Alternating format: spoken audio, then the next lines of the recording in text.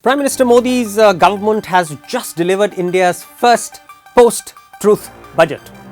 Exactly 18 hours before the budget was presented in Parliament, India dramatically upped its previous 2 years' GDP numbers. Just look at 2016-17 when demonetization had clearly ravaged the economy. But apparently, people used their cancelled 500 and 1000 rupee notes to go on such a 4-hour spending splurge. Remember, citizens only had 4 hours before their old currency notes became less valuable than toilet paper. But apparently, in those 4 hours, they spent so much that the growth in private final consumption expenditure for that year was recalibrated from 7.3% to 8.2%. Now, what was the net impact of that? GDP caught fire, leaping 110 basis points. Yes, really, no kidding. A full, furious, fanciful 110 basis points to be recalibrated from 7.1 to 8.2%. That's the highest in Modi's 5 years in that fateful year of demonetization. But the fudging, the restating did not stop there. The very next year, agricultural growth was yanked up from 3.4% to 5%. Now that's an eye-popping 50%. I wonder why India's field statisticians missed the telltale signs of such joyful rural prosperity when they were in the countryside. Now, the net impact of that, GDP for 2017-18 was increased, well, at least on paper, by a huge 50 basis points. Now, apparently, India's farmers were shining. So magically, just hours before the budget was read out, India had added over 3.5 lakh crore to its nominal GDP this year. Why is that important? Since this is the denominator for all key metrics, including the critical fiscal deficit percentage, a bloated figure in the denominator would allow you to tell the world, hey, since my GDP is actually larger than what I had estimated earlier, I can now overshoot the deficit. But seriously, the Modi government has shown a worrying streak to fool around with India's GDP estimates. Last year, a scientific exercise was launched to recalibrate the back series to 2012 as the base year.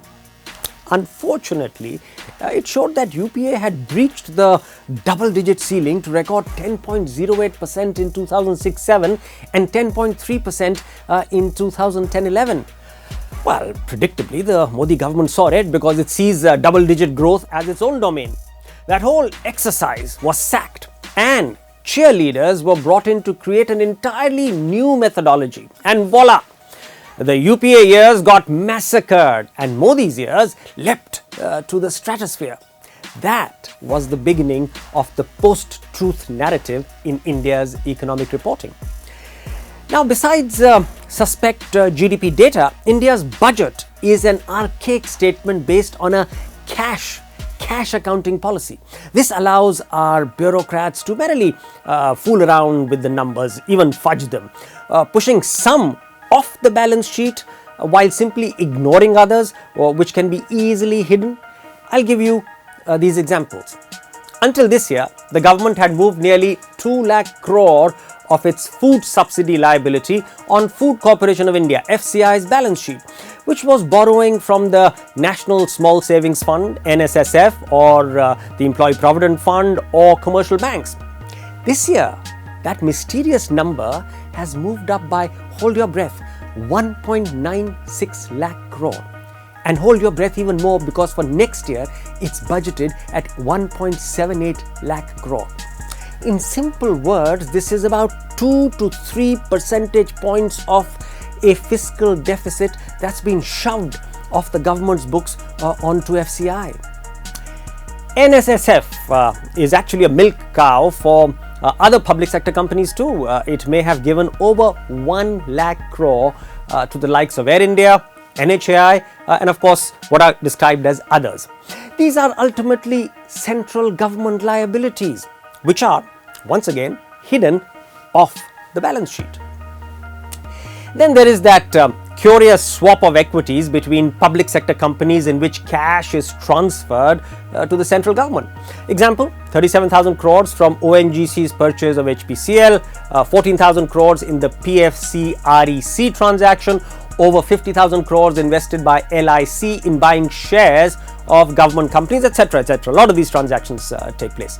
Since most of them are financed by debt, they have the same impact as an increase in the fiscal deficit, that is, increasing the interest rate and crowding out private investment.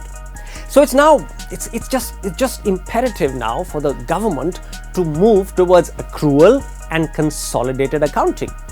If these reforms don't happen and we continue to manufacture economic numbers, we shall be condemned to post-truth budgets. Of course, the innately wise Indian voter could also intervene in May 2019.